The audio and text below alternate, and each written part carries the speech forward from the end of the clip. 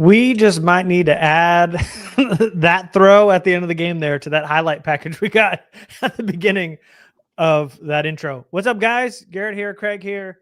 Barely. In disbelief. In absolute disbelief. Chargers get the win, are 3-0, 3 division wins. It was murderer's row to begin with, and they passed the test. Undefeated, 3-0. Herbert finishes with 300 yards after getting sacked 5 times. He was getting absolutely wrecked all game long. And then he strung together 2 absolutely methodical drives with 6 minutes and 30 seconds to go and win that game. And we kind of started talking about there's probably going to be some MVP chatter here pretty soon. Again, putting another MVP type play together. And it's happening every week. And he's making his case stronger and stronger every game. I don't know how they's done it, but I know they's done it. And I think I have a headache. Yeah, I think I do.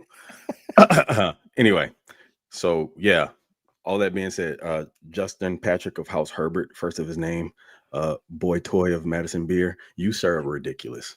And she was at the game too, we found out. Was she? Yeah. This might be somebody in the Discord was at the game and shot video of it. Oh. Her in the booth. Oh man, that was ridiculous, man. Like, okay, all of the naysayers, I get it. He has to do it in the playoffs. I hear all that, but you got to play the games to get to the playoffs. And now for 3 weeks in a row, he's put on some magnificent football in an offense that wasn't necessarily created to do what they're technically doing right now. And then today, with all the adversity, the multiple offensive linemen going down, the shifts in the offensive line where guys are playing in different positions. Austin Deculus was out there at right tackle. I think Pipkins moved back in the guard, which we know is terrible and a bad idea by all accounts. And they still gritted out this Naji getting hurt. We'll get to that. Yeah, but I'm just saying. That's hard. You're right. No, absolutely. All of it, yeah. including that, because that was deflating, I'm sure, for everyone. And the fact that they still stepped out there and pulled this off is mind blowing. And what you should take away from this, Chargers fans, above all else, is this ain't your grandpa's Chargers team, because they would have blown it. This would have been over last year. Well, not necessarily last year, potentially last year, because they were the trajectory was on its way up, but they weren't quite there yet. But in regimes of old, we're talking Brandon Staley-led Chargers, not a chance. Any Chargers team may be short of Marty Ball, possibly would have blown it. Like after the injury, all of the wind would have been sucked out of the stadium, and they would have probably showed up flat in the second half. But Harbaugh will not allow that to happen to his team. And whatever confidence he's instilled in Justin Herbert, I want that bottled up so I can give it to like my kids so they can feel like in life they can do whatever the hell they want. Because I think I'm doing a pretty decent job as a dad, but I ain't got that Harbaugh crap. That's that Harbaugh special stuff. I don't know what that is. So please, if you can bottle that up and sell it, I'll be the first person to partake and I'll pay you whatever you want for it. I know. And his dad's got it too. His dad passed it on to him, and man, it's rubbing off on everybody he gets involved with at every place he's ever been. It's the same thing. And I know like some things happened in San Francisco, some things happened in Michigan, but man, there isn't a player that doesn't love Harbaugh. They all love Harbaugh, and so do we. Everything that happened today, and as bad as the offensive line looked, how much he got hit, for one, and I know this isn't really about the game. I mean, it's about the game, but like Herbert felt like they were like riding that line of, whether it was a late hit or not. It felt like every time he released that ball, and he didn't get one single call all game. He was getting absolutely demolished back there. His offensive line didn't do him any favors today, but he did what he had to get the 23-20 win. Even the bogus like defensive linemen landing with their full weight on the quarterback call. I know. Today. And it was there. It was quite obvious that it happened. Yeah. But I guess they pick and choose when they want to call it nonsense. Yeah. But what I've come to understand is I guess the league just doesn't view him the same way as they view like your bigger name QBs quite yet. But in a minute, you're gonna have to get on board, and he's gonna start getting those calls. But he had one near the sideline where he got hit kind of late too. Early on in the game. Yeah, same thing. He was already out of bounds and got pushed, and took a rough tumble there. But yeah, he's not getting those calls for the time being, but you're not going to be able to deny it very much longer. The name's out there, and as long as he's doing this every week, like, let's be honest, when those numbers, I looked at the box score around halftime. At that point, he was like 50 50%, 50% completion rating. And I was just like, okay, this just feels like it's going to be one of those stinkers. The fact that I look at it now and see that he threw for 300 yards, even though it was 7 attempts, but they kind of had to. They were playing from behind, so he had to let the ball go, and that's even more miraculous when you think about what was going on with the offensive line. That stat line, based on everything that took place in this game, especially what was happening for the first 3 quarters, makes absolutely no sense. But I'm sitting here with you doing the show, and I know what just happened, and my mind just won't register it. It's hard to comprehend. Crazy. Yeah, and it's crazy in retrospect now that we're seeing it all unfold, but just absolute magic for them to get that blow right before halftime on that deep shot to Sutton, and then to come out. J.K. Dobbins has like -7 yards or something at halftime. He rips off 2 big runs, scores a touchdown. Back to back. And then Darius Davis fumbles on the ensuing kickoff. Like, Herbert was being dealt a bad hand from the offensive line to his defense letting him down at times. It was rough, but you never saw Herbert like you see Mahomes a lot, like throwing his hands up, complaining about it, trying to get a call. Like, he just went right back in the huddle. He always got back up. He always ran off to the sideline. And that's why, because you knew that if he got that ball again, they were winning that game. I mean, it felt like when that magical throw to Keenan Allen, like that game at that point felt like it was over. Like, the defense, as right on that kickoff, they made a big stop. I think it was Caleb Murphy made a big tackle on special teams. And then the defense is going wild. The stadium's getting louder. The defense is getting more amped up. And then all of a sudden, like 3 plays later, and we'll talk about kind of how bad the back end was today. But to get a 3 and out, give Herbert enough time. I mean, that game was over. I knew it before, as soon as that overthrow happened on 3rd down, it was like they're winning it. Because Herbert was magical towards the end of that game. Yeah. So also want to give thanks and shout out to Mo Picks. You didn't throw us any today, but man, did you overshoot some big passes, brother.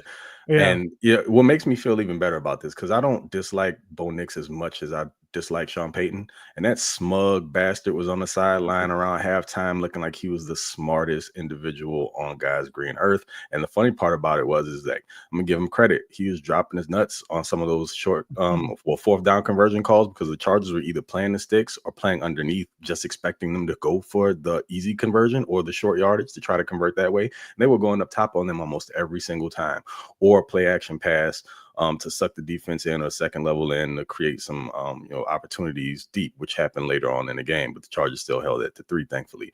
But in general, man, it took a little bit of luck, but also some will to get this victory, because there were a lot of things that went wrong, but also there were a few things here and there that worked out in the Chargers' favors that were probably the difference in the game, whether it would be Nick's overshooting on at least 3 deep balls, and then that 3rd and 13 yard run that he had where his knee touched down just before he got to the marker, which probably would have been the nail in the coffin.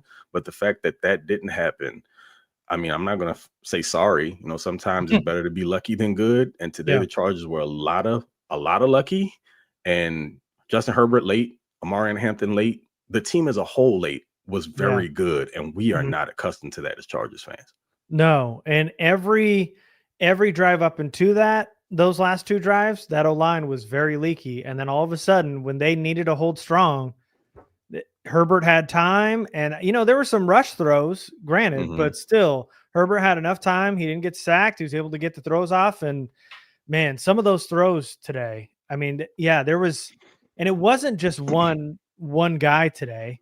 The rookies, particularly, which I think we should get to pretty soon here, were awesome today.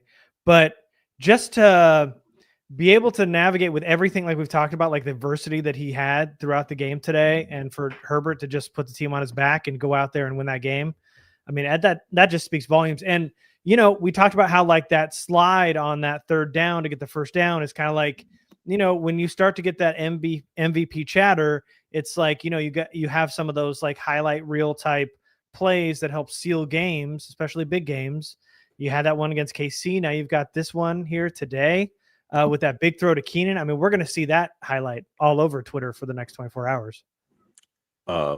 Yes. Fantastic throw. disgusting throw, all things considered. Escaping pressure, extending the play with his legs. I was begging for him to do more on the run today, which we can talk about a little bit. But that throw, we've seen this before. It was during COVID, if I'm not mistaken. It was a very similar throw to Keenan, but he was more towards the back of the end zone. Herbert threw it to him on the run, and the ball literally like whizzed between like either two defenders, and it stuck right in between the 1 and the 3.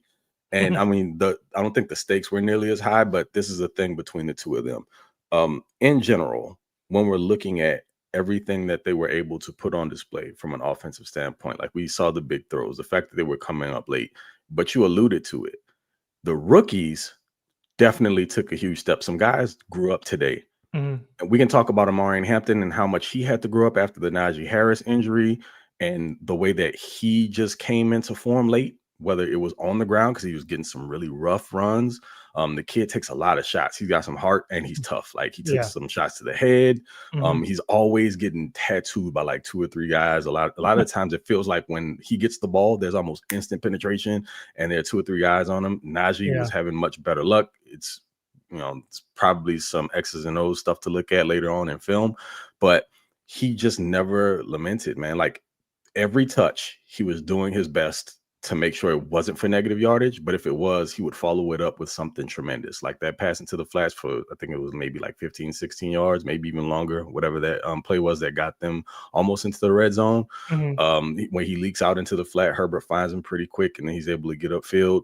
Plays like that. The runs later in the game where you start seeing the offensive line, even though that they were banged up, they were starting to wear on that interior defensive line for the Broncos, where he was able to bounce it to the outside, just picking up consistent positive yardage and getting tough yards.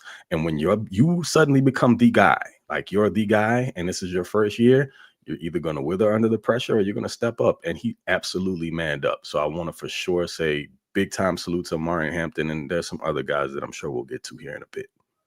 Yeah. Hampton. Well, I mean, that having Naji Harris go down the way he did was heartbreaking because as soon as he was laying in front of Herbert's feet, like even Herbert was like, "Oh no," like there was a split second where everybody gasped collectively in the stadium, everybody watching. I mean, those non-contact injuries and the way they went down, and after the replay, seeing everything, you hate to see it, and then also that he's never been injured his entire career, and then here we are week 3 and he goes down. We'll see where that goes, but like it was deflating for everybody. And then it was like now it's Hampton's time to shine. And really, throughout the day, Naji was the hot hand. He seemed like the one that they really needed to go to early on. He was the most effective running back. And we were kind of talking like, it's probably going to be like a hot hand situation where, you're mixing both running backs, but if one's hot, you're going to feed them. And it felt like today was going to be Naji's day. And then on a play like that, he goes down and Hampton's got to be thrown in and be effective immediately because they needed to start running the ball late. When it was a tie game, they needed to, have the Broncos waste their timeouts. And I know people were like, man, you got to break that last tackle. They wanted that touchdown at the end. But to me, I mean, I wouldn't have wanted to score that touchdown anyway. I would have wanted to wait to kick that field goal with no time left. So I was okay with him getting tripped up. But, from his pass blocking today, he was a receiving weapon on those last 2 drives, and then being able to get it done on the ground was really, really impressive from Hampton today. Another guy that we have to get to is Gaston, who was also a huge help today, especially late in that game. He had his first catch today, and it was like the first catch of his career. It was down the sideline. It was a nice catch and run on the sideline, and you're going, oh, nice. Gaston's getting some work, and then all of a sudden he's getting as many targets as Lad McConkey, and he's got a crazy grab during that 2-minute drill in traffic, and then gets one right after that. It just felt like he was a sure-handed receiving weapon today, one that we haven't seen from this tight end group yet this season. So it was a nice little ad that he was active today, and I think he's made a case for being active going forward. He was, obviously there was an injury to Disley and he was the next man up, but Gaston doing a lot more than just being, a serviceable Tucker Fisk, kind of more of a fill-in serviceable guy. Gaston, hey man, you might have a pretty good receiving weapon here. Joe Ortiz in the scouting department did it again. They did it again. The fact that when it happened, because we all wanted a tight end, right? We've been looking for this pass catching tight end for the last however many years, probably since Hunter Henry, and it just hasn't really worked out. And then you go into a draft where there were so many, well, early on, very good receiving tight end options, and the Chargers didn't have a chance at either one of them. And then you see them make this sneaky pick of Gaston, and you're like, okay, converted wide receiver, not the biggest bodied guy. But then you start hearing about everything he's putting together during training camp, and you start seeing flashes there. But then he's inactive the first 2 weeks. And lo and behold, it takes an injury to get him on the field. But I think the way that this coaching staff works is it's not that they're trying to delay guys from seeing action. They just need to know that you're ready. They want to see enough of it to feel like you can actually get out there and contribute, and you won't be a detriment to the team. Not only is this kid not a detriment, he shows up today, has 5 receptions for 46 yards, but these aren't just regular 5 catches for like 46 yards. I mean, those were decent numbers for a tight end.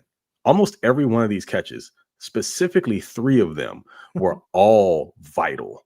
And on that last drive, those 2 back-to-back receptions, that second catch where the ball was a little behind him and he has to make that catch through contact, folks, keep in mind, this is not a natural tight end. He just started playing this position, 2-3 years ago at Syracuse? So they might have, I'm not going to say they stumbled upon one because they knew what they were doing when they selected him, but they got him ready. It took an injury to get him out there. And I'm sorry, I got to say this, Tyler Conklin, you are a nice individual. I'm sure you are. I don't know how much you need to be out there. They'll probably rotate him. But like you said, I don't know that you can make this kid inactive anymore going forward. You have to have this offensive weapon out there, because when you play against teams like this who can line up across the board with a very solid secondary and a really good pass rush, you've got to have that intermediate, close to the line offensive threat. You can maybe split out at wide if you want to have him in line, or even someone who can just run like short to intermediate crossers attached to the line of scrimmage, but can beat linebackers and safeties with speed. You have to be able to have somebody that's an option that can get open for you quickly when you're playing against teams like this. What you don't have in your tight end room, other than that, before you got him, was a player like this. Now that you have it, you got to exploit it. I still don't know if he's going to be active every single week, but what I do know is that it could be game plan specific. I just don't know how you sit the kid after this, because he's shown you everything that you need to see. Now, granted, I want to go back and look at his blocking reps, but as a receiving threat, you now can count him like you count Ladd, like you count Keenan, like you count QJ, who we will get to again, because there's a trend now, and I'm liking what I'm seeing. But this particular kid, Gaston, he could be special, and they would have gotten him with not a premium draft pick. And again, Joe Ortiz does it again. Yeah, I can't wait till we're the fan base where we get that Breaking Bad meme of where they can't keep getting away with this. Like we do that for the Ravens and the Chiefs, where they always end up finding somebody good. And here are the Chargers. And I will say, it felt like on draft day, if we're rewinding a little bit and going back in history, we were like, you might as well just punt the tight end group at this point. Like, what's even the point in drafting a tight end with the group available? By day 3, we were just like, if you're not going to address it with all the names that were on the board early, then, man, I mean, you got to start beefing up, the secondary or the offensive line, or, we just started going in about how tight end just wasn't it. And here they are. They found somebody again. And, we go, hey, punt the tight end group, but then they draft a guy like Gaston, then we're like, okay, well, then he's going to be a starting tight end. Like, as soon as they make that selection, it's almost like automatic that they're going to be a contributor right away. It's like we just, we might not have gone that way, but we just trust the process now with this GM. I mean, so remember the call between, I think it was Harbaugh and Gaston, and they told him on the phone, we have a plan for you immediately. Right. Yeah, which in hindsight, you're looking at it and it's like, well, I guess that wasn't a thing for the first 2 weeks. I guess he wasn't a part of that plan. Maybe you're talking long-term-ish, maybe later in the season. Because I do feel like eventually they were going to work him into the offense as the season went along. But maybe just not this soon. But the kid's already shown that he can get it done. I mean, this is your first live NFL action. You're talking about staying ready so you don't have to get ready right out of the box. This kid he's one of them ones, man. Like, it looks like he can be a weekly contributor. And if you give Justin Herbert another reliable pass catching threat, but from the tight end position, just think of what they can do in the passing game with their other weapons. And even if someone is having an off week, like Keenan, it was slow going for Keenan pretty early on. He was pretty much invisible until the second half. But if you can incorporate an option like this that defenses have to account for and know that they're going to have to take a quality defensive player, probably somebody in the secondary, to guard him if you're going to line up man to man, you're going to be able to create some mismatches and some opportunities for your other guys like Ladd and Keenan in the middle of the field. And again, more opportunities for guys like QJ on those mid to shallow crossers. And it's just more weapons to utilize in the passing game, especially even in the quick game when you're playing against teams that have really stout pass rushers. But overall, man, I mean, who else are we talking about? Are we done with the rookie chat? Who else stepped up? I think those were the two main rookies, right? Yeah, but I would say Jamari Caldwell deserves a little shout out if we're just on the defensive side of the ball. Yeah, we're just talking about rookies. He made like a really nice run stop early on in that game where he fought in the backfield, and then Henley kind of helped clean it up. And then that next play, he was in Nick's face. Caleb Murphy provided pressure up the middle, and then it's Caldwell chased him, and it just feels like he's getting better every week. Caldwell just feels like he's getting more comfortable. He's letting loose a little bit more as a pass rusher. I mean, it's this, second week in a row without Mac that they're getting 0 to no pressure from those edge rushers. I mean, I know Caleb Murphy got in on one. It was kind of a designed delayed blitz where he's, swooping through the middle, but I don't feel like Thule got much pressure today. I don't feel like Dupree got much today. Murphy got much today. It was the interior guys and then the DBs that they were sending late. And it felt like Caldwell was one of those guys that was getting pressure, especially early on in that game in Knicks, and really limiting them for that first half. Well, yeah, for sure. If you get pressure, where you want it first and foremost is in the QB's lap to get them off of their spot and maybe force them into that outside rush. Because otherwise, if you're just getting it on the outside, of course, they can step up into the pocket and evade it, and buys them another second or two to wait for receivers to get open or flash in the open window. Caldwell again, you got Joe Ortiz, and in the third round when that selection was made, because again, this was another position that they needed, right? They needed an interior disruptor. You let Puna walk, and then you see this guy in Caldwell who was playing second fiddle in Oregon to another interior pass rusher, which I'm not even sure how he's doing right now. I haven't heard his name very much. I think he got injured like preseason or week 1. Good call. I think recently he did suffer an injury. But you got the guy who was basically playing his sidekick and was being asked to just clog up the run. Really wasn't being able to make very many plays upfield because it was not what he was required to do. But we did see what he did at Houston, so we knew it was in there. And it's another one of those players where you're thinking, okay, this could be something. It might take a little time. He's an older prospect, 25 years old already, but nope, right away. Somebody that you can get in the rotation and has been consistent on the interior, muddying things up in the running game. Again, he's not going to be in there to make every play, but what he does do is he murks things up to the point to where he forces these double teams when guys slide off of him, or he sheds one block, and so another offensive lineman works over to pick him up, and it frees up a linebacker or another defensive lineman to make the play. And then those instances where he does get like immediate pressure off the snap of the ball, and then you may not make the play, but he'll force a quarterback like today. He did Knicks off of his spot. He forces you to get outside of the pocket, and then you've got to work on your pursuit angles to get to the ball so that it doesn't end up in a big play for a quarterback scramble. But he's doing what he needs to do. And all we're seeing from this draft class, while a lot of people looked at it and saw like those mid-round picks and didn't think that it was all that flashy, wasn't about the flash. It was about guys who can come in and contribute immediately and fit the scheme. And those picks in those middle rounds are showing up huge. And that's the bedrock of your football teams. That's how you build them out. But typically, these aren't guys that you're depending on week in and week out this soon. And now for 2 years in a row, the Chargers have done it. They're doing it. And it shows, again, competent coaching and development goes a long way. You can draft as much talent as you want. You're not going to be able to pick them all. This ain't Pokemon. You're not going to catch all of them. You have to be able to develop some guys that have the talent to get it done. They just need the development, and the Chargers speed that process up really quickly, and it's already yielding results. So yeah, for sure, Caldwell showed up again today. I don't want to miss out on him. He was another guy that we both liked after we saw him get drafted. We kind of fanned out a little bit and watched we had like some instant reaction to it after it when we saw a little bit of tape from him, because we both didn't watch him. Yeah, exactly, because we didn't think it made a ton of sense. But I mean, even though they did need an interior, run stopper, they more than anything needed somebody who can be a disruptor, and he's proven himself to do both. So again, props to Ortiz and the rest of the staff because they're just getting it done.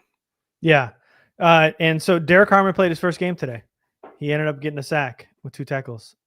So there you go. Say that again. Derek Harmon. Derek Harmon. Okay, Oregon so he was native. back. Harmon was back. He just came back this week. But you know what I'm before we get off of Gaston, I still am not used to his body type making those catches because I'm thinking immediately like, is that Trey Harris?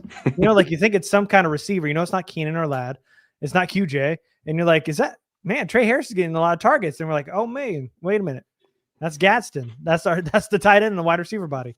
Because the tight ends on the Chargers roster, and they do not look like that.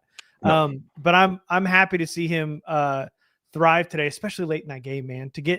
That is invaluable to make those big catches in traffic when they had to have it late in that game. It was awesome. But we started to tease a little bit about QJ, but obviously it's time we should probably start talking about him because the game started with him with a really nice catch and run where I don't know what you thought, Craig, but it felt like he caught it and maybe the DBs thought like his progress was going to get stopped and the refs were going to blow it dead.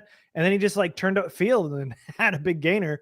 And then he made maybe one of his best catches so far as a Charger, that concentration catch on a contested catch on a scramble play, set up the Chargers on the 2 or whatever for Marion's first touchdown run. But man, that was a crazy good catch from QJ today. For all of the criticism, like critiques, good, bad, indifferent, however, that you want to levy upon this kid, that has been, and it's been deserved all the way around. What tells me more than anything about his development is the level of confidence Herbert has in him on third down. If you want to know anything about a receiver and their relationship with the quarterback and how the QB feels about him, watch who they go to on third down and who they look for, especially if they locked in on him. I want to say QJ converted at least 2 big third down catches today. Mm-hmm. And it wasn't, double catching the ball. He was snagging it. And this isn't something we're accustomed to. He's absolutely getting better at getting his mitts on the ball and being confident in catching it. And that's showing in not just his performance on the field individually, but the fact that Herbert has no qualms about throwing the ball to him, even when he's not wide open, because we know that the best part of his game is getting him in space and allowing him to work after the catch, which he did on that play. Like you mentioned, it was kind of weird. It's like all of the DBs froze in place. And I thought the same thing. Maybe they thought that his progress had been stopped. I didn't hear a whistle, and neither did he, which is why he turns and gets on his horse to get upfield. So yeah, it was a really strange play, but it was one of those where it's like, look, his awareness, and the fact that it's like, nobody's doing anything. Cool, that's y'all's decision. I'm gonna run until I hear a whistle, and I know that this play is over with. And if I'm just doing it for cardio, then so be it. But the kids had tremendous growth. Like you saw a step in the right direction last season. What do you have, like 8-9 TDs? So there were still questions about the hands. And even this season, we've seen 1 or 2 drops, but not nearly with the frequency that we've seen in the first 2 years. The development, again, Sanjay Law, because that's who's working with them every day, is showing. The coaching staff has to get all the props for it. Of course, the guys on the field have to make the plays, but it says something about the people that's leading them every day that instills that level of confidence in them. And something else to take note of. This is now 3 weeks in a row where it's very clear that they're trying to get him going early. So they get him the ball in the first few snaps, almost to say, hey, kid, we believe in you. We want you to get it going. We want you to get warmed up. Here's a play. It could be just a quick slant. It could be even an end around play, which I don't love, but they want to get the ball in his hands, like a quick tunnel screen, just something like that to kind of get him lathered up a bit. And then later on in the game, it kind of yields results. There's even more dividends because he knows that he hasn't been cold all game. It's not like you haven't been targeting him, and he feels the confidence in Herbert as well, exuding from him. So just overall, Quinton Johnston, you deserve all of the props you're getting right now. And I would say in certain instances, I don't think he's getting enough because through 3 weeks, he's been the big play wide receiver, while Ladd and Keenan have been making those third down grabs to keep the drives going. Now Quinton is getting involved there. But as far as the big play guy, number one is it. Yeah. Yeah, and it feels like it's almost like a two birds, one stone type of situation where you get QJ involved early, you get the confidence up, you let him get warmed up, as you say, and he's not cold.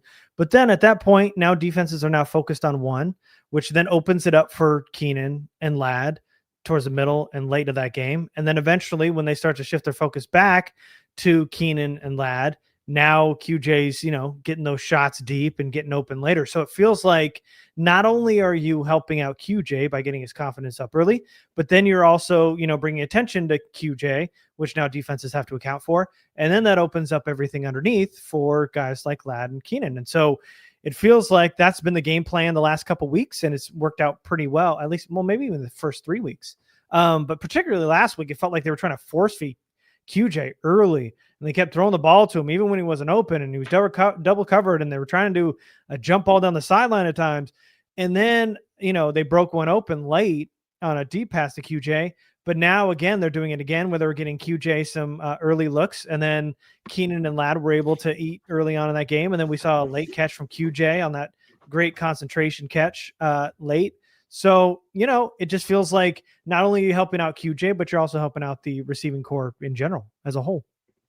Yeah. And it's funny to think about it. Coming into the season, there were so many questions about the wide receiving core and the fact that they also drafted 2 receivers as well. KLS wasn't even active today. Nope. And I mean, you're just talking about, I think what that also did was it maybe lit a bit of a fire under QJ as well.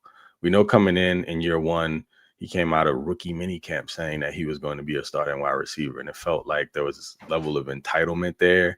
And then it didn't really go all that great during his rookie campaign, but QJ wasn't a Harbaugh guy. I mean, well, yeah, he wasn't a Harbaugh guy. It wasn't someone that was picked in this regime. They say great things about him, but they do that about all of their players. Like, they're not going to talk negatively about any of their guys. You have to watch what they do, not necessarily what they say. And the fact that they drafted 2 wide receivers should tell you something like, hey, you're gonna have to step up. You got to prove it, because we're not just gonna rest on our laurels and allow you to be this guy because you were taken in the first round a few years ago. No, this wheel keeps turning, and if you're not producing, we're gonna find somebody who does. Yeah. And though they may not have told him that, the fact that they took 2 guys this year, that's talking enough. And so he's stepping his game up to keep them at bay. And as long as he's doing this, he will. And then there may be another conversation to be had come the end of the season. You're talking about picking up like a 5th year on a contract and all that good stuff, but that's later on down the road.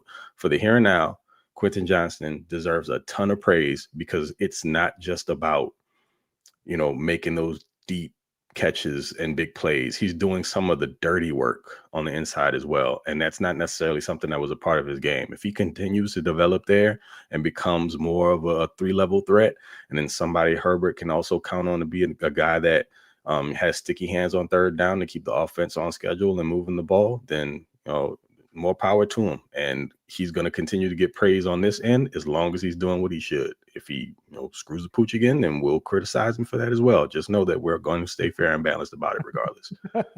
Yeah. So, yeah, I mean, he deserves a ton of credit. He's been, part of this, 3-headed monster that the Chargers have run out. And, Trey Harris and KLS just haven't gotten a run because they haven't need to really be part of it.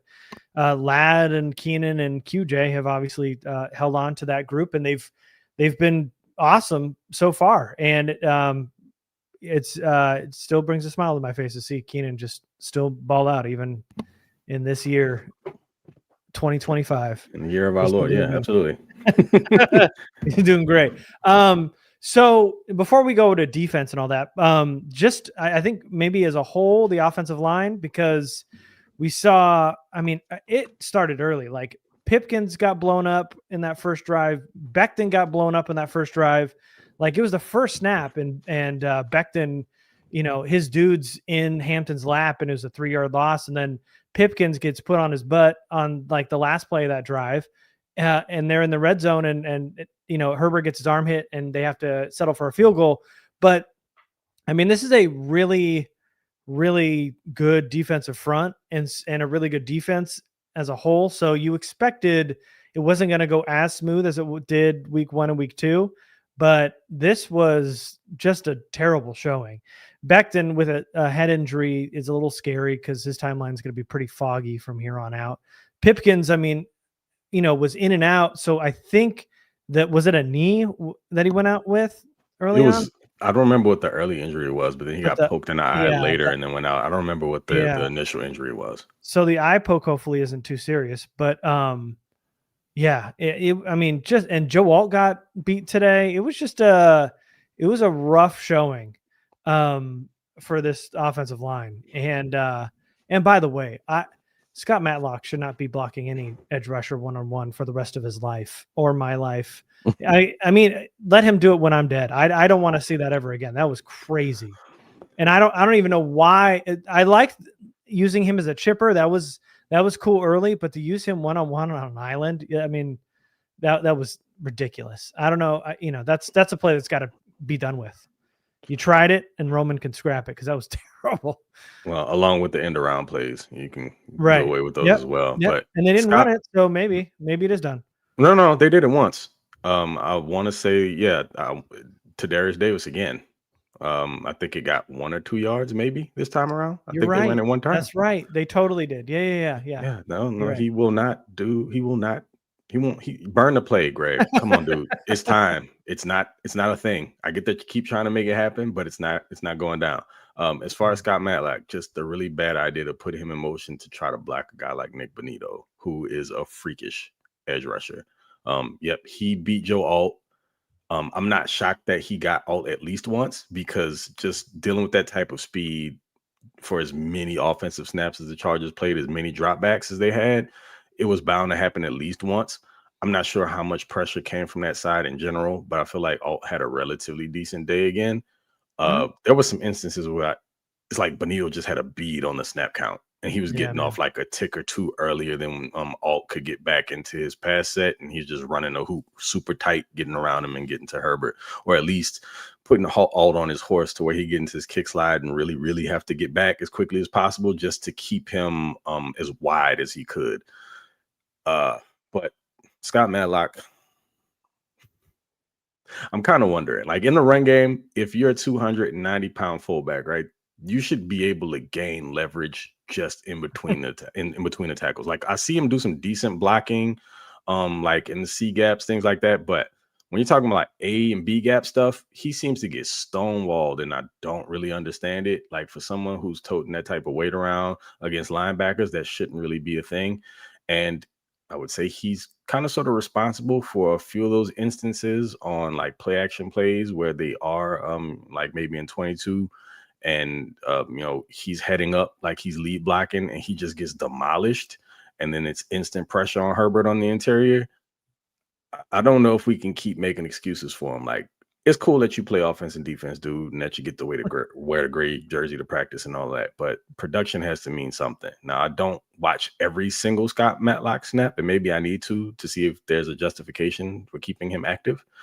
But when I start thinking about guys like Gaston, and then what you could do with like your other tight ends, where you could utilize them in a way that you can have them line up as fullbacks as well, like a guy like Will Dissly, you could use him as a fullback.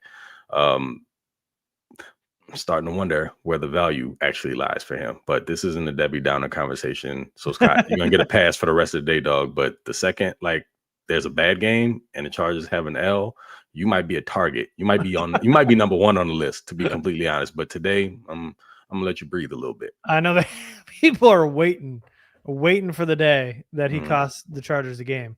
Because every week it's like, why is he even on the roster? And then when they have something like a one-on-one matchup with Nick Bonito on the edge, not many, career left tackles are making that block, let alone a interior defensive lineman fronting as a fullback that's going to make that block. But this was kind of the offensive line we thought would happen when Slater went down with an injury, but for 2 weeks they've been so excellent that now they've kind of fallen back down to earth, or they went against one of the best defensive lines in football, and that's just what happens when you play the Denver Broncos. So, they get the Giants next week, which is another nasty front too. So they got a chance to turn it around, but we also got to see what's going on with Becton, what's going on with Pipkins. Salyer, I know, got thrown in his butt, but I felt like, and he had a penalty today. I felt like he was very hit or miss. I thought there were some really good snaps from him, especially in the run game. But I'm going to rewatch it. So I'm not too concerned about right guard at the moment, to be honest with you. But right tackle might be a little bad if Pipkins can't make it. Yeah, I'm worried. As elated as I am about this victory, I can't help but like look forward. And of course, they do play the Giants, and that's how hellacious defensive line, not just pass rush, but on the interior, they have like sexy Dexy on the interior. So you got that to worry about as well. It's just kind of across the board. They've got 3 very, very good edge rushers. So Herbert, one of which everybody's calling for. Yeah. You're talking about Thibodeaux. Yep. Yeah. So. They're gonna have to. The Chargers are going to have to start considering. I mean, I know they brought in 2 guys that could just be guys, but again, I'm not doubting this defense or this scouting department and coaching staff. It feels like they can just figure it out with guys. You're only going to be able to do that, but for so long, I imagine. So yeah, going into next week, the offensive line. I'm curious to see how things kind of pan out as the week goes on. Who's going to be available, who isn't, but. Yeah, the depth is absolutely going to be tested. And the other thing that you're going to have to do is continue to build this running game. I know it took a hit with Naji going down, but you've got to do something to help protect Herbert. And I'm not just talking about protect him with regard to in pass protection. You protect him by having a solid running game so that you can run play action off of that. But you can keep those defensive linemen and edge rushers from getting uphill and teeing off on him. Or at least call more design QB runs. That was something that I did not see at all today, which surprised me because with as much upfield rush as the Broncos were getting, there were at least 3 to 4 opportunities for like a QB draw where Herbert probably had a ton of middle of the field to work with. Well, at least like 5 clear yards to continue to get positive yards instead as opposed to taking sacks and keeping the offense moving forward. But, that's something Roman's going to have to work out moving forward. But yeah, right now the offensive line is a bit of a mess, and you think of the Giants and it's like, oh, it's kind of a gimme game. But then you consider what they have in their defensive front, and it's like, oh hell, with what happened today, that could be a tougher game than what you had originally imagined it would be. And I'm hoping that front gives Casey fits in about 10 minutes from now. This is true. In the Sunday night game. So are they playing in New York or Kansas City? I don't know. Okay. They're playing in New York. Okay, good. So none of that Arrowhead nonsense. Nope. It's a road game for them.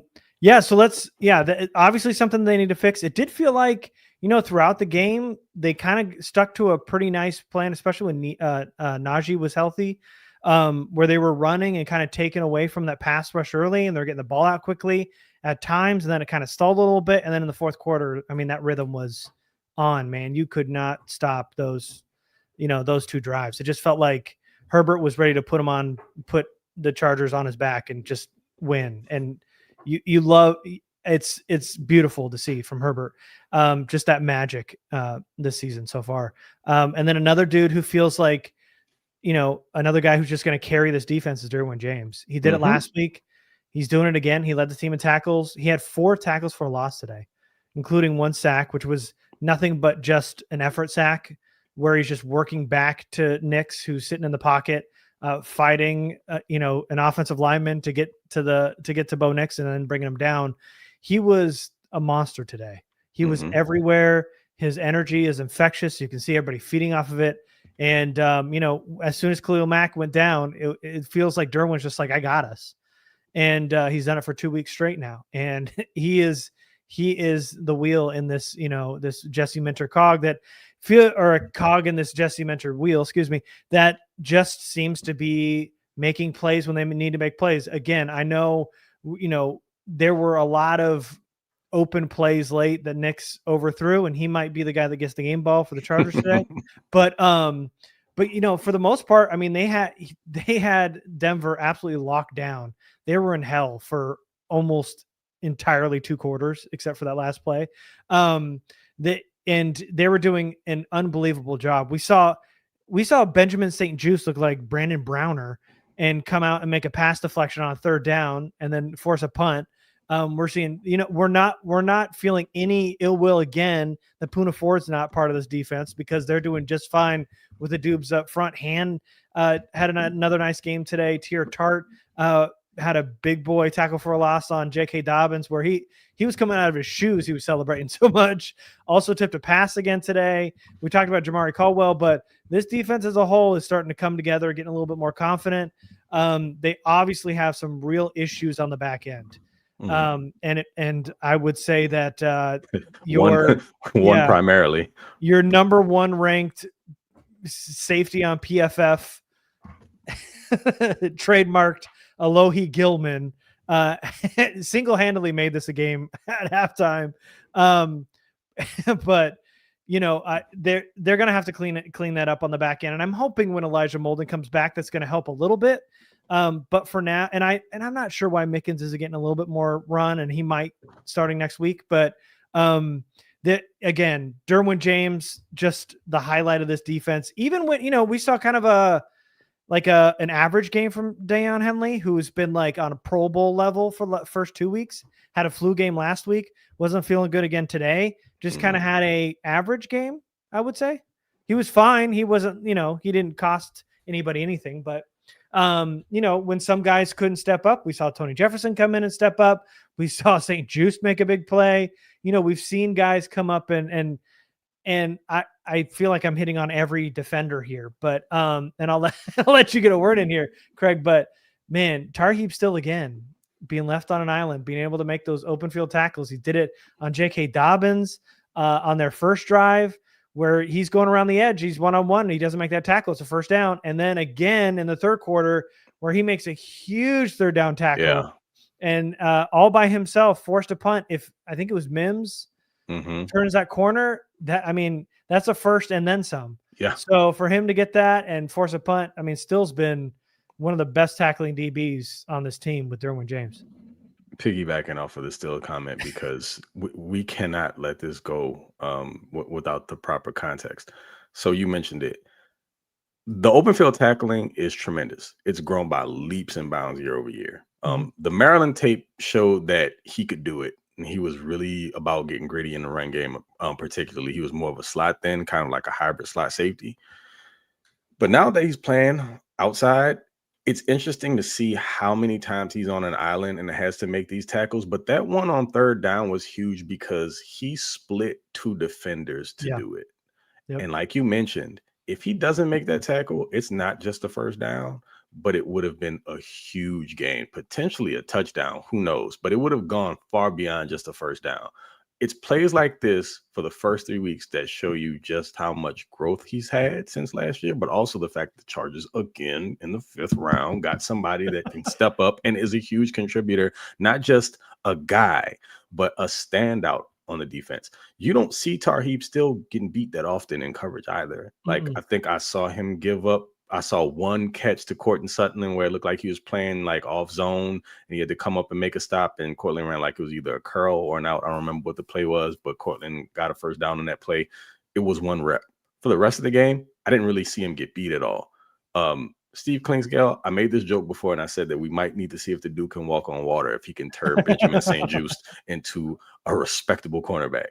And I've not seen very many bad Benjamin St. Juice reps through 3 weeks. And that's saying a ton, because if you would ask a Washington Commanders fan, my oldest son is one, he will tell you that man should not be playing professional football.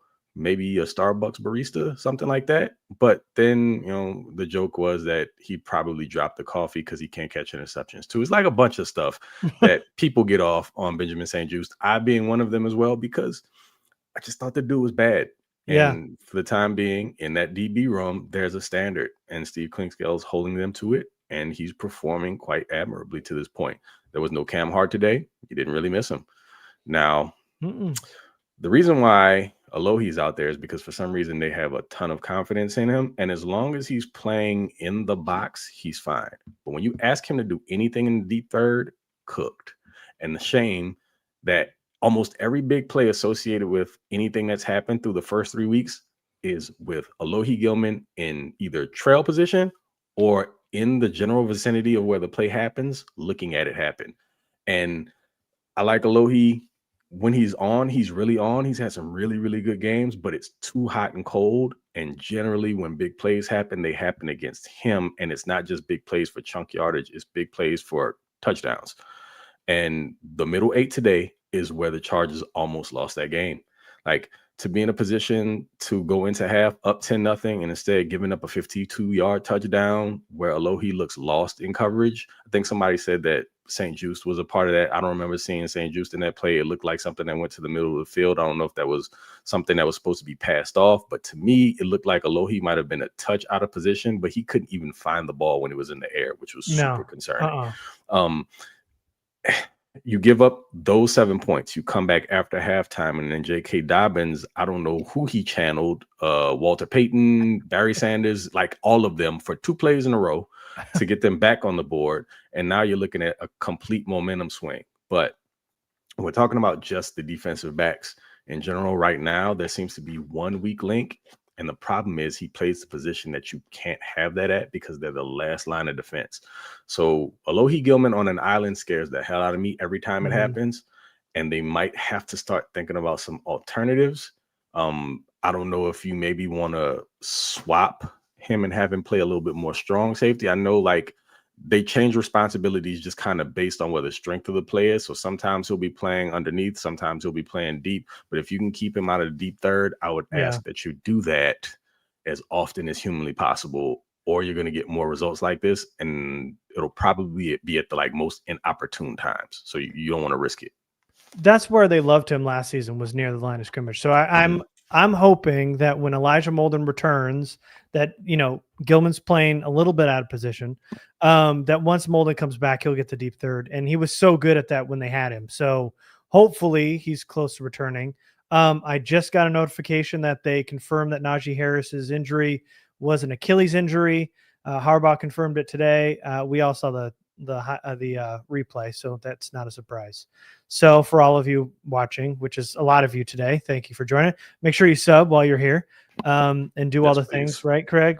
That's right. Hit the bell, like, share, sub, hype the video, because that's a thing. I still don't know what that is yet, but I know it's a thing. So hit the hype button. Yeah, and so you know, with an Achilles injury, not much optimism for this season, and then I'm not sure about going forward with a running back. But I will tell you this, though. What's really discouraging about that is you could see it starting to happen last week. And in my mind, I'm like, okay, he's starting to become RB1 because you saw him getting warmed up. He was getting more positive yards than Hampton was. You could see the vision. Not going to make any eye jokes.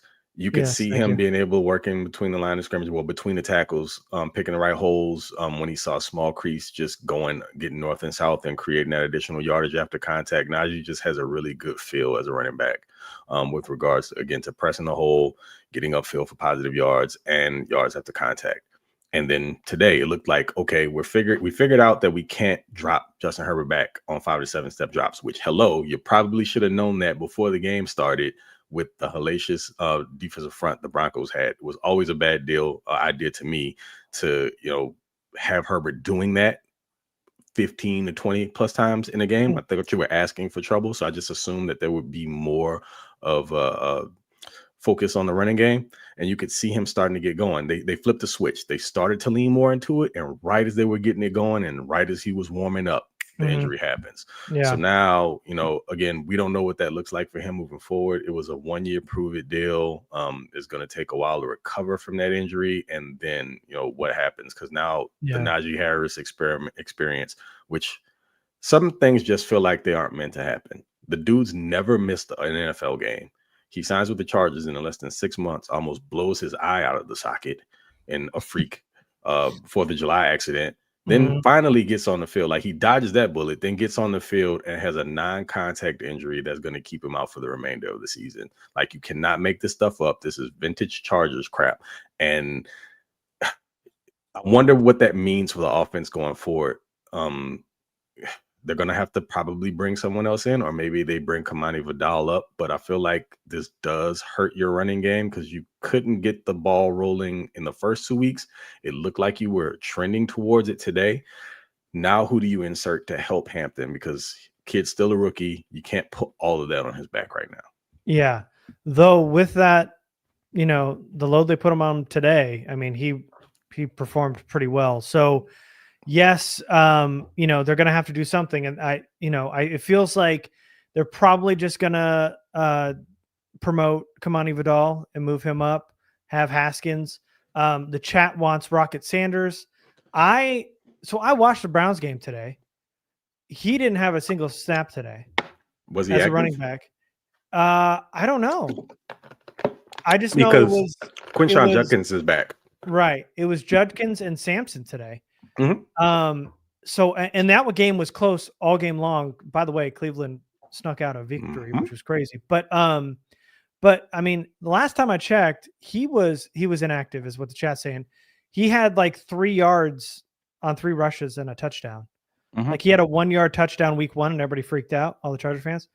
So it's not like he was like lighting up the Bronco or the Browns and making him, put him in more. So they need somebody else.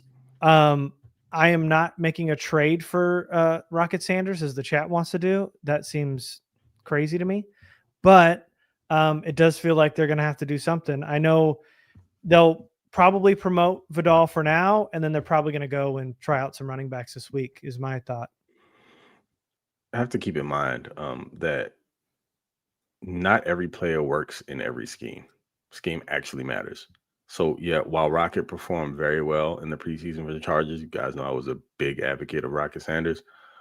There are some parts to his game that still need development, primarily the running between the tackles, because he has a proclivity to bounce almost every run. Like if he'll set it up. So if it clogs to the inside, he'll allow himself to get lost in the trash and he'll bounce it to the perimeter, and that works out every now and again. But his running between the tackles still needs some help. The Chargers need somebody with a bigger body that can help ground and pound the pill. Having an explosive running back is great, but you're going to have to be able to get the tough yards in between the tackles, and sometimes you're going to have to be able to create that without perfect blocking. So they need someone that's more of a hammer. They had that in Naji. Now you don't. Haskins can come in and maybe fill a little bit of that role because he ran very well during the preseason, but he's not very explosive either. I mean, Naji wasn't super explosive, but I do think he had the best vision of all the backs. And then if you noticed, I think the plan was to really start leaning into the running game in general, and also maybe use Haskins a little bit more as a runner. They did remove him from kick return. They put Hampton back there initially, but then they had to swap that up because of the Naji injury. I'm not saying that necessarily meant that Haskins was going to become more of a contributor on the offense, but I do think that was interesting that they noticed that, he was a liability back there as a return man while they kept him mostly for the blocking. Teams were kicking the ball at Haskins, and that's just that's not going to work out well for the Chargers. But they're going to absolutely have to figure out what to do with an additional back, and one that can kind of tote the pill and be more of, like I said before, the hammer. So I don't know what's out there on the free agency market. Can I give you some names? Yeah, go ahead. I looked it up as soon as he got injured, and I was like, who's still available? Zach Moss was one name that was interesting. That's coming off of an injury. Yeah, and he was pretty ineffective against Cincinnati. Mm-hmm. But the Gus Bus is still available, though I don't think that you need to go down that. There was I know they were on the hook for Zeke last year. Like they liked him, signed him later. Jamal Williams is still available. And then there was one more that I was thinking of, but I can't think of it. But the chat says Jamal Williams, Zach Moss, Chase Edmonds are all free agents, to name a few. And Leonard Fournette. Look at you, Don. Lenny. What's up, Lenny? Louisiana boy. I wouldn't hate that. But there's not much out there, obviously. No. They had a very clear plan for this year, and there was no reason to believe it wasn't going to work. I mean, again, Naji Harris has never missed an NFL game ever. Yeah. So you couldn't have foreseen that. But here we are, and it's just another thing that they're going to have to figure out here in the coming week, because it alters your game plans. As much as we like Hampton and what we think he can be in the future, you just can't run the kid into the ground just yet. And I'm pretty sure they probably have just certain sets and plays that they want to line him up in, and they haven't opened up the totality of the playbook to him just yet, because he's a rookie also who, if you want to be able to use the full complement of your playbook, then You got to have the guys that have all the information downloaded and are ready to get out there and execute it. Or else, like I said before, you're just going to be putting a lot on his plate. And yeah, later in the game they did because they essentially had to. But if you had to make me guess, I think that they're probably just going to give more work to Haskins because he's more of the bell cow, bigger back. And yeah, they'll elevate Kamani, and they'll probably go get somebody to throw on the practice squad and see what happens there. But I think Haskins is probably going to have a bigger role because Jim loves him. Yeah, I imagine he will too. He'll definitely be in the rotation. I'm just curious if they trust Vidal enough to be that, next option, or if they're going to go somewhere else. It kind of feels like they promote somebody from the practice squad and then they'll try out some guys and then kind of figure out who they want to work to be active on game day. So I'm sure we're going to see some running backs here in the next couple of days coming into camp and probably moving on to the practice squad or whatnot. So there'll be some names. We'll hear about them in the next day or so for sure. Yeah. But again, you got to go back and retool in the running back room. Again, just gotta work on the fly. Got to do the same thing with the offensive line. It's a lot, but this is what they get paid to do. Yeah. From Don, is it me or does QJ look like Kobe Bryant? I feel like I've heard that before. Brother, because I've said it. Like, literally, I've been saying it for years. He looks exactly like Kobe Bryant. And like sometimes I say to people, and they're like, yeah, I don't really. No. Literally, the dude looks exactly like Kobe Bryant with dreads. I'm glad somebody else finally saw it because I thought I was tripping. But thank you, Don. Yeah, exactly like Kobe Bryant. All right. So if anybody else has questions, feel free to send them now. Is there anything else you want to touch on? I mean, I think we went over everybody. Oh, shout out Cameron Dicker for the game winner. Not an easy one. We don't really do special team stuff, but deserves his flowers too, man. He ends up getting the game-winning field goal when they needed it. Setting records and closing out games, man. What else? I mean, look, as long as Dicker's doing his thing, I have no qualms about talking about kicker talk because there's not very much to talk about. Make the kick.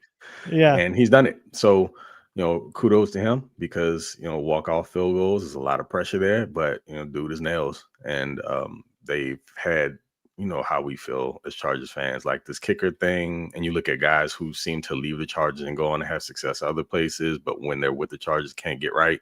We've not had that issue with Dicker, and having him like basically land in our laps is tremendous. You got a long-term kicker that, as long as he doesn't end up getting the yips at some point, is somebody who's going to be around for a very, very long time and you can count on. So yeah, that's as much kicker talk as I guess we need to have. To answer your question, Herbert MVP favorite as of right now, according to DraftKings, not a sponsor. It is Josh Allen and Lamar Jackson, and then Justin Herbert. So third on that list right now. Get prepared for it to stay that way. They could go they'll probably be like, I'm not saying they will. Hey, it'd be great if they are. If they get to 8-0, he'd still end up being second or third. There's a Josh Allen love affair. If you haven't noticed, he won it last year when Lamar actually had better numbers last year than he had the year before when he won it. And I guess it's just, voter fatigue or something with Lamar. So they gave it to him. I'm not saying anything negatively about the guy, great quarterback, but Herbert has an uphill battle to fight just from a national level. He just doesn't get as much love as the other guys do. So it's just something we got to deal with for the time being. I do feel like he's undeniable when we're talking about being in the talk, but being the number 1 or 2 guy, just if you're paying attention to the national media, they're pretty much going to cop block it until it's undeniable. Yeah. There was a question I forgot. So from Robert Straw, what does the team do if Pipkins and Becton both miss time? We kind of talked about it. Salyer will be right guard. And then, it looks like Dukeless would be your right tackle. Deculus, yeah. Deculus. Yeah, it's Deculus. That's probably how it works. You only got one Joe Alt, so. Yeah. Yep. Dude, I was thinking the same thing. They were teeing Dicker up, being like the most, accurate kicker of all time with a 40, never missed a 46, whatever whatever it was, under whatever the distance was. Never missed one for the field goal for the win and the Charger. And it's like, come on, dude. Like, he was doing everything he could to try to jinx that. Well, in those production meetings, you got to hit your talking points, right? So that was one of them. Like, they're going with all their facts and they're just waiting for the opportunity to throw it out there. I will say, like, a lot of announcers like are cognizant of the fact that they know that they could jinx a kicker and fans will come after them, and they'll like not mention it, and they go, now they'll say it afterwards. That So that way nobody gets upset or mad. But this just felt like he kept going on and on and on about it.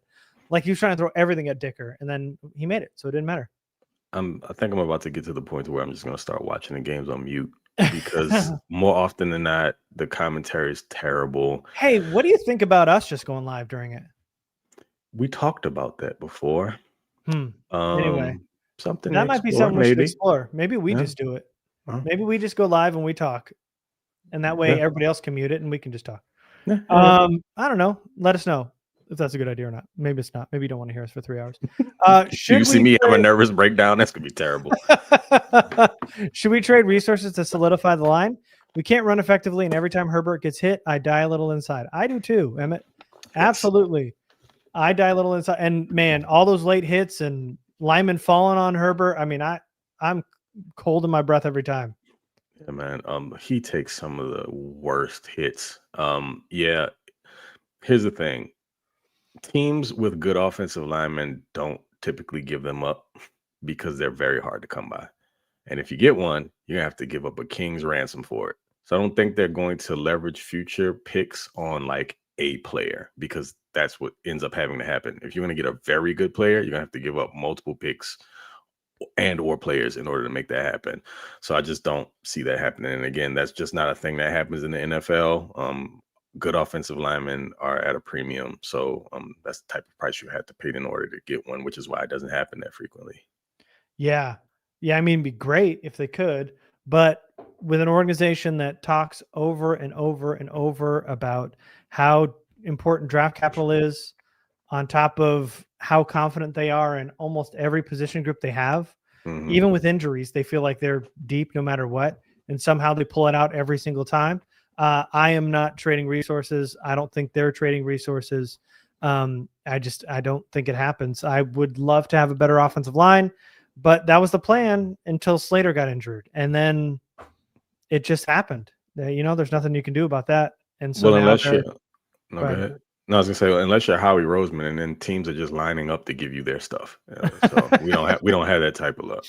Nope, not at all. What is the weaker position groups in the defense now? Edge group? Number one is edge. Yeah. Number one has to be edge. And then whatever Alohi Gilman is, if you want to call him the Gilman dragged group. It down. Yeah. He dragged down the average. He's a group of one. So definitely the edge group. I will say this though. What Thule doesn't offer you as an edge rusher, a pure edge rusher, he is tremendous as an edge setter. Some of the plays that dude makes while he's getting, like, there was one early in the game, he was getting accosted physically and still made the stop. They did throw the penalty for holding, but it didn't matter anyway. He was making the play. Thule's a very good secondary edge player. He's an A1 edge setter, but getting after the quarterback, he's just not that athletically gifted. It's a lot of effort plays, even with very, very good technique. He just doesn't have that first step explosiveness to get to the QB.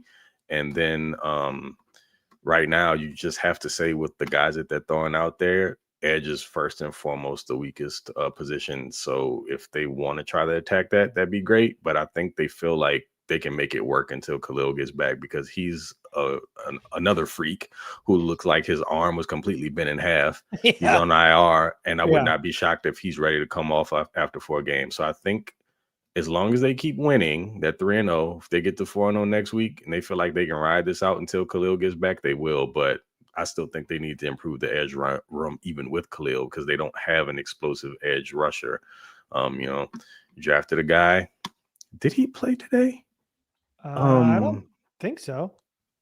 Kennard did play today. I saw 54 out there. But the thing about it is, yes, he was not inactive. He did play today. Okay, so that tells you all you need to know.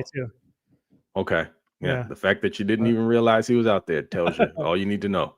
So again, young rookie who was an SEC Defensive Player of the Year, which is it's great, but he looks like someone who's going to need that development bump. So yeah, again, hopefully that happens this season. I'm not going to doubt the coaching staff and their ability to make that happen. But right now, he's not somebody that's going to be a huge contributor as an edge rusher getting after the QB. So I think they have to come up with another plan. I mean, if the two guys you picked up off of free agency, in free agency is what you're going to do. Yeah. You're going to elevate them at some point, whatever. But I think they're just going to try to ride it out until Matt gets back.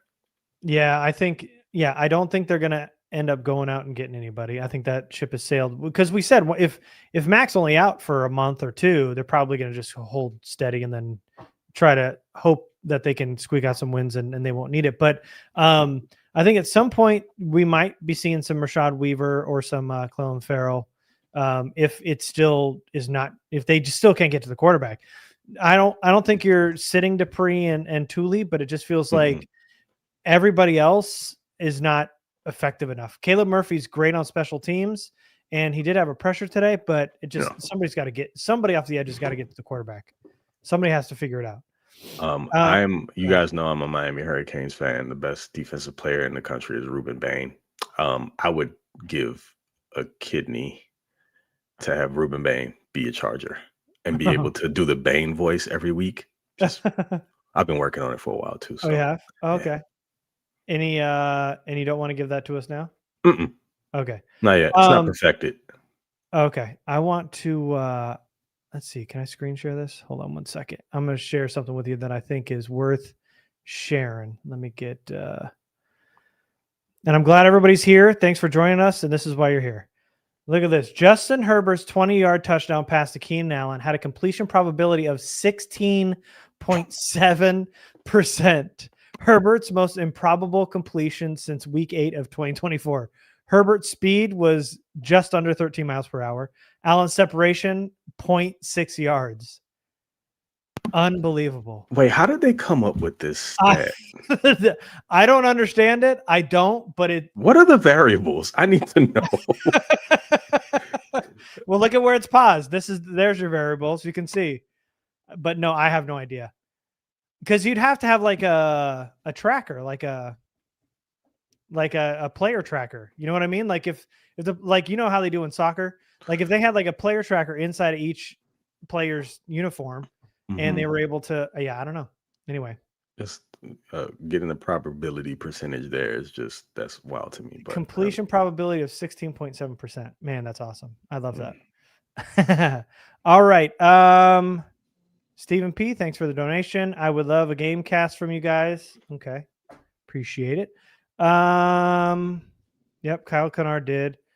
Oh gosh. I'm not going to read that question from Nick because he's just being crazy. And I think we're pretty good. Oh, here we go. Trey for Thibodeaux. Oh, Kennard is the new Rumpf. Oh boy. Yikes. I hope not. Yikes. Cool. All right. Go trade for Thibodeaux. Look at this. There's 3 more. Would you trade for Thibodeaux? Craig, I'm asking you now. Sure. I mean, I feel like at some point you're going to have a difference maker. You need more than one in today's NFL on the edge. So, yeah, I mean, I'm not sure how much the Giants would want for him. But I don't think you can risk it with Khalil. Even when he comes back, he won't be 100%. Like that elbow's probably going to be bugging him. I'm sure he's going to be wearing a brace. I don't see why not. I don't think the Giants have any intentions on extending him. Just curious what the asking price would be. Yeah. I'm afraid it's going to be too much because they've got the high draft pick tag. He's still young and ascending, that type of thing. That normally costs a pretty penny, and I don't think it's going to be worth it.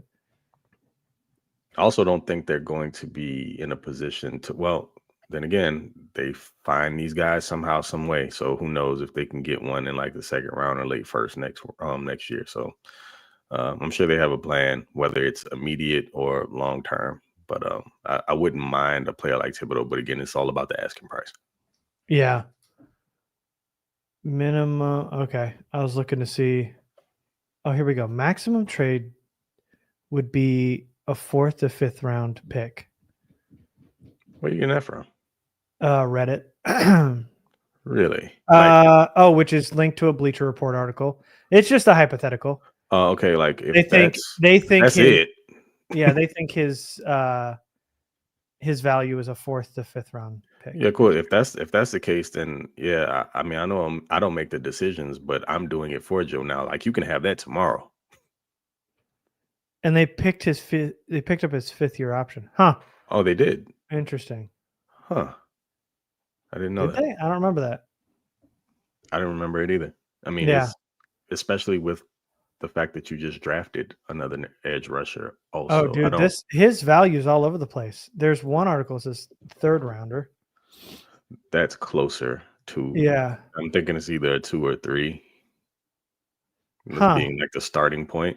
Oh, this article is confusing. Okay, so they are, and this is ridiculous, now we're down a rabbit hole. But this Bleacher Report article has top trade packages for Kayvon Thibodeaux. If they and then the picks are like the Panthers would offer a 3rd, the 49ers would offer a 3rd, the Falcons would offer a 2nd. You know what I mean? Like it's just like everybody's all over the place, so it doesn't matter. Can we give it up for Sean Payton for that 4th quarter 4th down punt? Yes. Now, are you talking about when he was short a yard? That one? Or are you talking about the one under 2 minutes? Well, that was the last possession, right? The 4th down, the short run by Knicks. Was that not the last offensive possession? No. That was no. Hold on a second. I'm gonna go play by play because I'm pretty sure. Yeah, they went like 0 yards that under 2 minute drive, and then that was the drive before the touchdown pass from Herbert. So 2 drives before the last one. So 1 drive before the last one. The second to last drive, they went 3 plays, 9 yards, and they were on their own 29. Yeah. Okay. And it was 4th and 1. So. Even still, yes, because of the way that they have been converting on 4th downs. And I feel like Peyton, the funny part is like he was brave all game long. And in that instance, I felt like he was just going to do it again. But where they were on the field, probably not want to risk it. But with the momentum that you had, particularly on 4th down, I probably would have gone for it there. I mean, it was 4th and 1. So we're not talking about, like, I know if you don't get it there, that's terrible for you. But if you have any confidence in your defense, who have been playing well all day, then you probably should have figured that at the worst, they would be able to hold the Chargers to 3, maybe.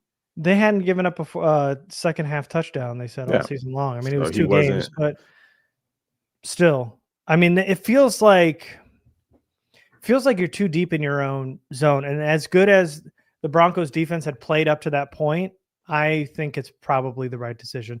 Obviously, you're not going for it on that 4th and 10 from your own, whatever it was, 20, when they gave the ball back after a tie game. That I understood the punt. I get why you would think about it, but I'm probably. Well, yeah, and then you're trusting your defense anyway because they've been playing very well. Yeah. So yeah, I mean, I'm not shocked that he didn't do it, but I am thankful that he did because I didn't want to chance it. Yeah. Give the ball back to Herbert. He'll win it every time, in my mind. At least that's what I believe in my heart. All right, cool. We are at an hour 20. What a awesome way to go 3-0, to win 3 divisional games, to get those, those tiebreakers and those division wins and those conference wins. I mean, it's beautiful. And then they go and play New York next week. They are on a pretty impressive path so far for the first 3 weeks. I don't want to talk about playoffs or any of those odds or seedings or any of that stuff, but I will say a fun game today, a fun win, stressful for a big part of it, but they pulled it out thanks to the leg of Cameron Dicker in the win, 23-20. Yeah. I also want to thank the NFL for attempting to screw us at the beginning of the season. Didn't work out the way you planned it, did it? You talking about the scheduling? Correct. No, funny. All right, guys. Well, thanks for joining. Make sure you're subscribed. Make sure you're hyping. You join the Discord, doing all the things you need to do to come join us after every game, because we're doing this after hours every time. So come and join us. Next time, we'll think about maybe doing a game cast here soon. But until next time, salute. I was waiting for you. Oh, sorry.